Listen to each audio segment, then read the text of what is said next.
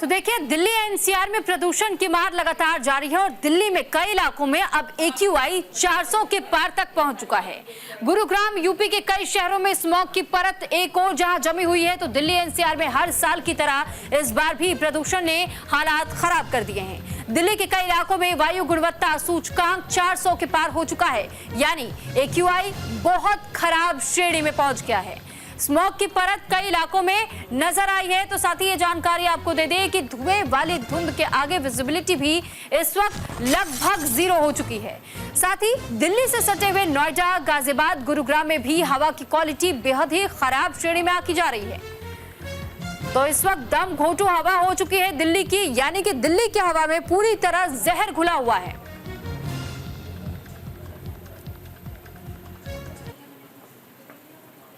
Experience अब तक रहा है और जो मौसम विभाग ने जो आज इस तरह से बताया है, तो मुझे लगता है कि हम सब लोगों को तैयारी करने की जरूरत है और दिल्ली के लोगों को भी, भारतीय जनता पार्टी की सरकारों को भी हाथ जोड़ करके हमारी विनती है कि सभी लोग मिल करके सहयोग करेंगे तो हम मौसम को तो नहीं बदल सकते, लेकिन इसके प्रभाव को कम कर सकते हैं। एक जो चीज हमारे हाथ में है वो कृत्रिम वर्षा का, जो IIT कानपुर ने रिसर्च किया है।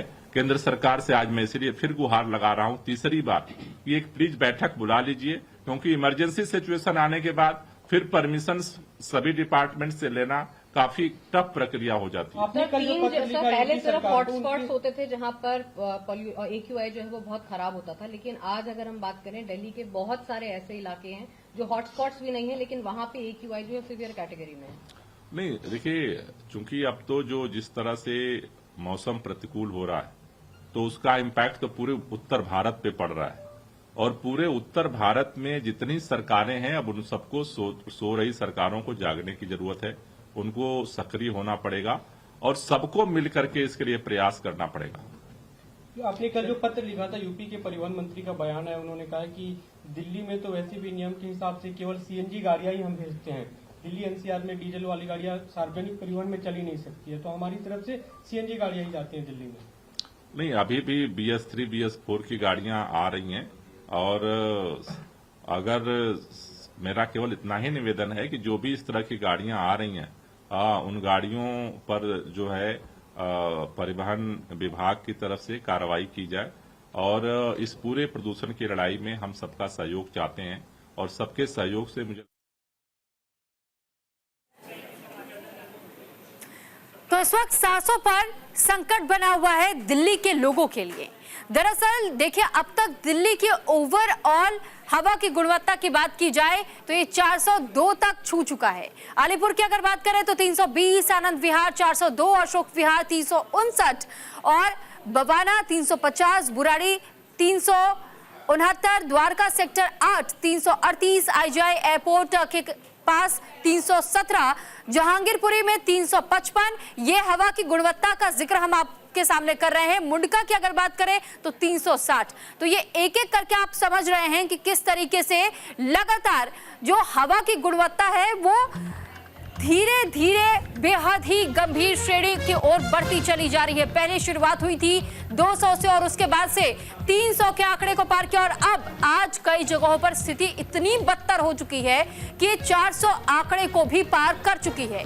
यानी पूरी तरह इस वक्त दिल्ली वासी जो दिल्ली की हवा में सांस ले रहे हैं वो सिर्फ जहर से भरी हुई हवा का इस्तेमाल कर रहे हैं।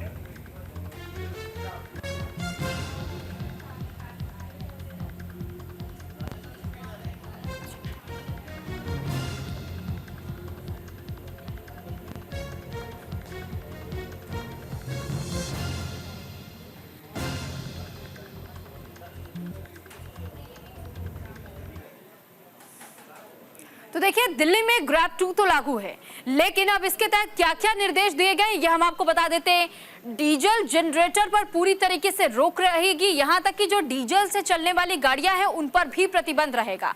ग्रैब 2 के तहत जो निर्देश जारी किए गए उससे जुड़ी हुई ये जानकारी हम आपके साथ भी साझा करें। CNG, इलेक्ट्रिक बसों और मेट्रो के भी अब फेरे बढ़ाए जा रहे हैं, यानी कि जो एक ड्रॉप के बाद से दोबारा से उसी नंबर वाली बस को दोबारा से आपको पिक एंड ड्रॉप करना होगा। ये रिपीटेशन के तहत में प्रक्रिया की जाएगी। इमरजेंसी सेवाओं के तहत में भी अब और ज्यादा स्वास्थ्य विभाग को भी अलर्ट रहने के आदेश जारी किए गए। निजी वाहनों का दबाव कम करने के लिए पार्किंग शुल्क को और बढ़ा दिया गया है, ताकि इससे भी लोग थोड़ा सा संकोच में आए और अपने निजी वाहन का इस्तेमाल न करें। सार्वजनिक परिवहन का इस्तेमाल करने के लिए लोगों से अपील की गई है कि आप पब्लिक ट्रांसपोर्ट का इस्तेमाल कीजिए। जनवरी तक धूल उत्पन्न करने वाले निर्माण कार्यों पर भी रोक रहेगी, ना करने की हिदायत दी गई है। कंस्ट्रक्शन का काम यानी कि रोकना पड़ेगा। खुले में लकड़ी या फिर कूड़ा न जलाएं। अगर इस तरीके की गतिविधियां कोई करता हुआ पाया जाता है तो फिर उसके खिलाफ चालान कार्रवाई भी की जाएगी। डीजल जनरेटर पर रोक रहेगा, इसको लेकर भी हमने आपको जिक्र किया, बताया। लेकिन साथ ही जानकारी हम आपको दे दें कि दरअसल इन दिनों अब आपको, क्योंकि आप पब्लिक ट्रांसपोर्ट का इस्तेमाल करते हैं, तो आपको भीड़ से भी दो चार होना पड़ेगा। यानी अगर आपको हवा की गुणवत्ता में बेहतरी चाहिए, सुधार चाहिए, तो इसके लिए आपको भी कुछ सहयोग देना होगा दिल्ली सरकार के साथ में।